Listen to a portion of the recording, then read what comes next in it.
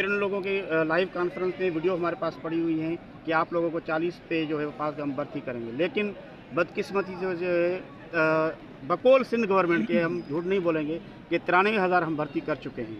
जब 93,000 भर्ती किए हैं तो बाकी 7 से 8,000 वेटिंग में रहते हैं अभी, जो हम ओवर एज हो चुके हैं। मेरी एमफिल की डिग्री की हुई है और अभी हमारे कुछ अजलात तालुका के अंदर 55 या 53 मार्क्स पे वेटिंग में बैठे हुए हैं। क्या हम अहल नहीं हैं? क्या हम फेल उम्मीदवार हैं? हमारी क्राइटेरिया। अच्छा, उसके अलावा हमने कोर्टों में केस किया हुआ है। सवाल है आपसे जी, इन्होंने टोटल कितने पोस्ट एडवर्टाइज की थी? एडवर्टाइज जो है तब जब शुरू में जब एडवर्टाइज आई थी 2021 में तो 56,000 थी।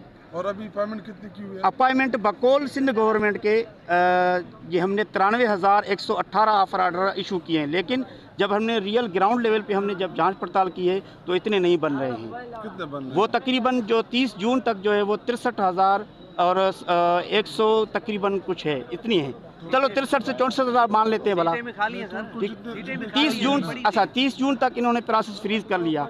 30 जून से पहले सीटें पड़ी हुई हैं, लेकिन वो सीटें हमें नहीं दे रही हैं। उन्होंने ये भी बोला है वक्तन बवक्तन जैसे हमारे पास हम सिर्फ आप सीटें आएंगी, वक्तन वक्तन रिटायरमेंट भी होती है, एनरोलमेंट भी बढ़ती है, तो जैसे टीचरों की जरूरत होगी इस टाइम इलेक्शन में 9 माह जो किए इलेक्शन कमीशन ने आपके साथ कोई मेरिट की वायलेशन हुई है? जी वायलेशन हुई है। हमारे पास प्रूफ हैं, सबूत पड़े हुए हैं, कोर्ट के आर्डर पड़े हुए हैं। बंदे जो टेस्ट में भी नहीं बैठे उनको भी आर्डर दिए गए हैं, जो कम मार्क्स वाले उनको भी आर्डर्स दे दिए गए अपने हल्के में। मुराद अली शाह और सरदार अली एरिया शाह का नाम देके 32-33 वालों को उठाया, हम जबकि 40+ वाले मार्क्स वाले इधर। हम सिर्फ आपके थ्रू ये कह रहे हैं कि हमें बिलावल भुट्टो जरदा से मिलवाया नहीं जा रहा है। पिछले दिन हम जब 27 मैं तो बिलावल का नुमाइंदा नहीं ना, वो हम बात नहीं कर रहे हैं। हम बात कर रहे हैं कि कि हम जब हैं सिंध के अंदर तो एक जनरल हम बात करें ना, पूरे पाकिस्तान लेवल पे बात करें कि वायोलेशन मेरिट की हुई है, तो उसका जो है वो जो अपर लेवल के जो लोग, जब निचले वाले जब हमारी नहीं सुनेंगे तो जाहिर सी बात हम क्या करेंगे। ऊपर हम रोडों पे हैं, हमें पुलिस ने इतना तशद्दुद किया है, पीछे पीठ पे हमारे जो निशान पड़ गए हैं। या हमें झूठा साबित करें, हम तहरीक छोड़ देंगे, हम चले जाएंगे, या हमारे हकूक जो है हमें दिए जाएंगे। तो आप यहाँ के एजुकेशन आर्टिकल 25 के Sardar Ali Shah, sir education minister Sardar Ali Shah है। उससे आपकी मुलाकात नहीं हुई? मुलाकात नहीं हुई है ना, ऑफिशियली नहीं हुई। बाकी ऐसे हम ऑफिस में से जाते हैं तो वो कहता है कि भाई मुझे थोड़ा टाइम दो, सीटें देखने दो, मतलब जैसे जस्ट ऐसे कोई इग्नोर करता है इस तरह। कोर्ट गए? कोर्ट में केस जीते हुए हैं सर, कंटेम्प्ट में आप देखें तो ही अदालत में भी जीते हुए हैं, फिर भी कोई अमल भी नहीं है और कोई नुमाइंदा इधर अपने हल्के में सर 33 पे उठा रहे, 40 से ऊपर बैठे हुए। चलो एक चीज़ बड़ा मान ले हम बस समझ लो जी जी ऐसा है माइक बैसियत तहरीक इंसाफ हम हमेशा से सदर कराम की इज्जत भी करते हैं और अल्हम्दुलिल्लाह खैबर पख्तूनख्वा में हमने 1.5 लाख से ज़्यादा असासा भर्ती की है। जी बिल्कुल। और एक भी आपको कंप्लेंट नहीं मिलेगी, सिंगल कंप्लेंट मिली।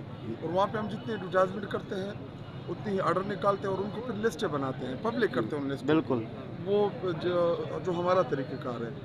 और सिंध में तो ऑलरेडी जो मैं जब आ रहा था, मैं इस दफ़ा बाई रोड आया हूँ, तो जो मैंने सिंध के हालात देखे हैं काबिल रहम लोग गई हैं। इनके ऊपर अल्लाह ताला कोई रहम करे कि इनसे सिंधियों की और कराची के लोगों की इनसे जान छूट जाए। और इन्होंने जो भट्टो के नाम के ऊपर, भट्टो के नज़रिए के ऊपर ये लोगों के जो मसाइल इन्होंने खड़े कर दिए, तो सिंध के आवाम को खुद खड़ा होना होगा इन हकूक़। 6 महीने हो गए हमें सर। अच्छा, नहीं, हमने पैदल मार्च भी किया था। और रही बात आप लोगों की, तो मैं अपने सूबाई सदर जो हमारे PTI के अब्दुल हकीम साहब, मैं उनको शेख साहब को बोल दूंगा कि वो आपके साथ मुलाकात कर लें। तहरीक इंसाफ बैसियत अपोजिशन जमात आप लोगों की आवाज़ बन सकती है। बाकी हमारे पास कोई ऑर्डर की पावर नहीं है। आप लोगों ने देखा, मुझे बुलाया, मैं 2 मिनट में सर वायद आपकी पार्टी थी जिसने असेंबली में हमारे लिए आवाज़ उठाया और हमारी पार्टी इधर आई भी है। फिर अभी उस्ताद जो हैं ये माशरे की सबसे इम्पोर्टेंट लोग हैं, क्योंकि इन्होंने तरबियत करनी होती है माशरे की।